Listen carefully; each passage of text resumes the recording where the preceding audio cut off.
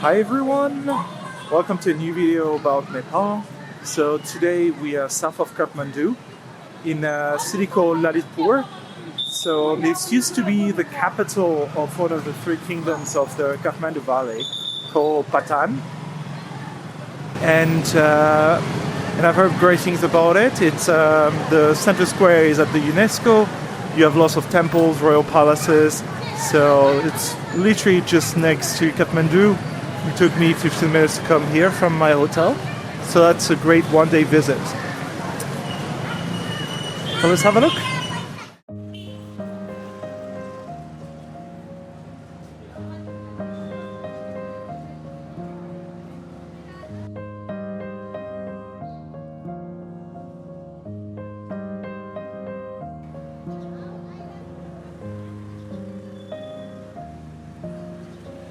Patan, also known as Lalitpur, is located only 6 kilometers away from the center of Kathmandu. With 220,000 inhabitants, it is the second largest city of the valley. With the development of Kathmandu in the past decades, the two cities seem to have merged and are only separated by the river Bagmati. Patan is often ignored by tourists visiting Kathmandu, but it would be a mistake to not take the time to discover it and learn about its rich history as the capital of one of the three ancient Newari kingdoms of the valley with Kathmandu and Bhaktapur. It was originally established during the 4th or 3rd century BC, but it is really under the Malla dynasty between the 14th and 18th centuries that the city flourished. Lalitpur or Patan grew considerably during this period and became a center of Nepali craftsmanship and art, renowned all over the region for its excellent artisans. Patan was also famous as a thriving spiritual center for Buddhism, as demonstrated by the many monasteries and stupas dotting its center. Wandering through Patan streets, I could still see the echoes of this glorious past.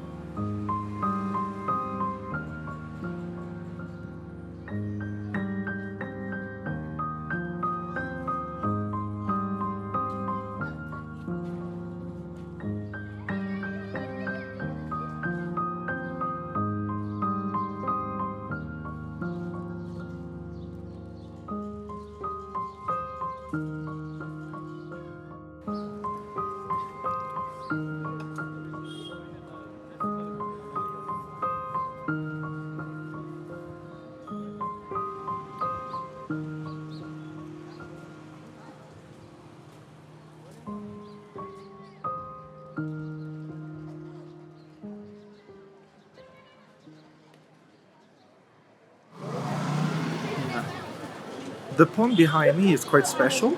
So according to the legend, it's a demon who built it for a woman he was in love with here. So during the night, during the day he had to hide, and so he hid under a rock that is still in the little pond, in the little lake. And he said that every time this rock gets to the surface, so it's not covered with water, rain starts to fall. So well, it's a cute story, but also this is a very nice place. This is a very nice place. This is very peaceful and nice. So I quite enjoy Patan. It's less hectic than Kathmandu for sure.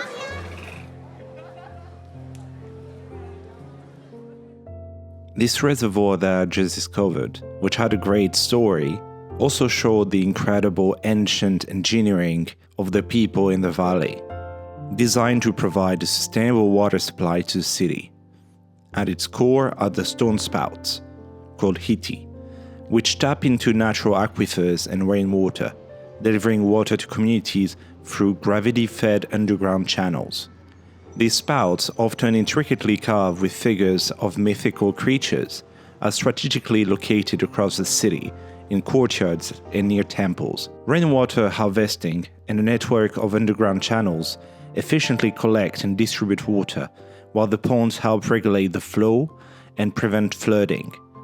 Patan's water system not only sustained the city's needs, but also held a deep spiritual significance, with many water features connected to rituals and festivals. Though, modern challenges like urbanization have strained the system, but restoration efforts are underway to revive this ingenious blend of sustainability and spirituality. When I visited Patan, I was very lucky to be there at the right time to witness a very famous festival called the Rato Mashindranath Jatra.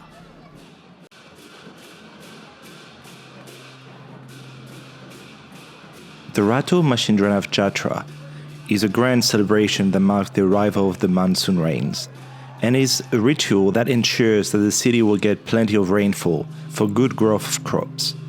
It is one of Nepal's most important cultural and religious events.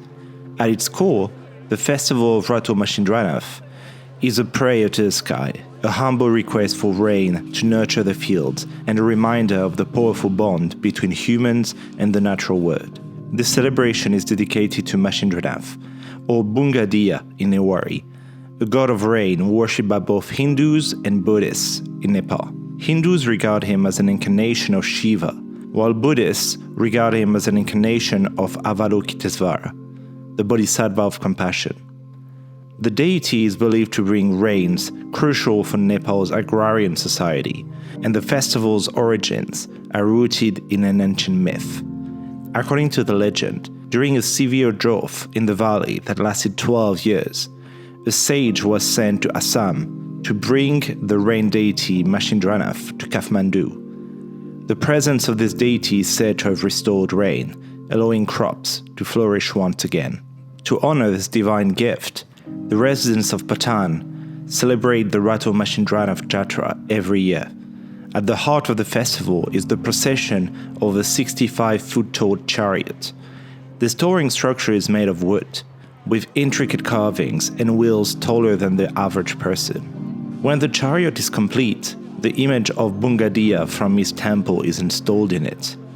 The chariot becomes a living shrine, housing the idol of Rato Mashindranath, as it embarks on a journey through the streets of Patan.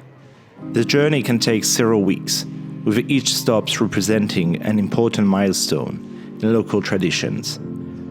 The Rato Mashindranath Jatra has been celebrated for more than 1,000 years, making it one of the longest-running festivals in Nepal. Through the centuries, it has survived wars, political upheavals, and natural disasters, standing as a symbol of hope and renewal. It reflects the deeply intertwined religious traditions of Hinduism and Buddhism that shape Nepali society, where gods and legends transcend sectarian boundaries. After leaving the festival, and as the sunset was nearing, turning the beautiful streets of Patan a warm orange, I headed towards the beating heart of the city, Patan Durbar Square.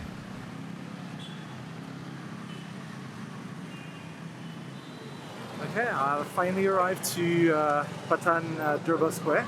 So there are 3 Durbar Squares which are all at the UNESCO in the Kathmandu Valley.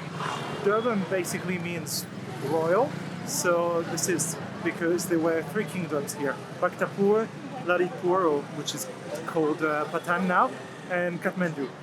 So this is a bit similar to what you have in Kathmandu, Durbar Square. But the buildings look a bit different. You can feel it's the same architecture, kind of. The people living in the valley are called Newari. So this is an example of Newari architecture. But that looks also quite different. And that looks amazing to take pictures. So I'm going to go there and enjoy myself.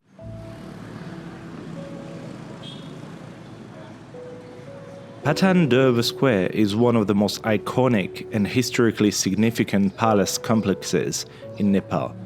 Located in the heart of the ancient city of Patan, also called Lalitpur, it is a UNESCO World Heritage Site. One thing that particularly sets it apart from the Durbar Squares in Kathmandu and Bhaktapur are the 2 stone temples built following the northern Indian tradition, dedicated to Krishna. Lord Krishna is one of the 10 avatars of the god Vishnu, the preserver, his mortal incarnations on earth.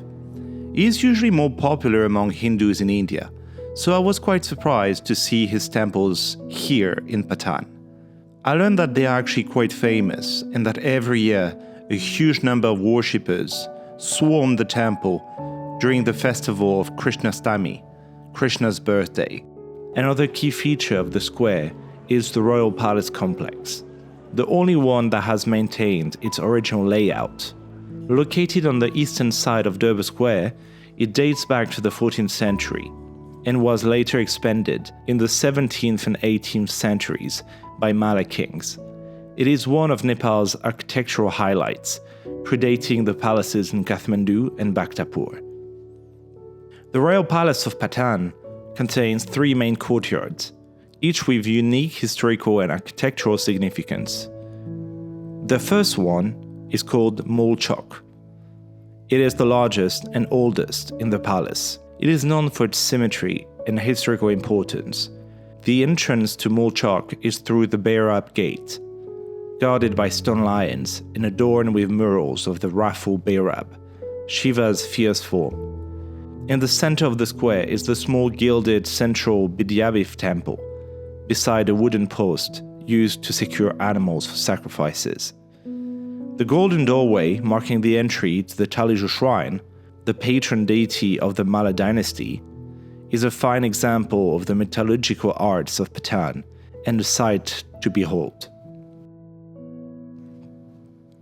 Going deeper in the palace complex, you then stumble upon Sundari Chowk, the smallest courtyard in Patan Palace, which was commissioned in the 7th century, and which is famous for its centerpiece, the Tushahiti, an exquisitely carved sunken stone water tank, adorned with mythological figures and deities, that may have served as the king's private bath.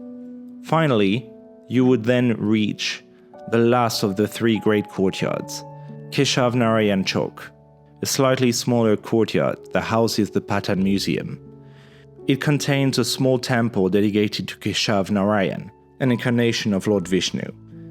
Within the building, there is the Museum of Patan, that showcases traditional artifacts and ancient art.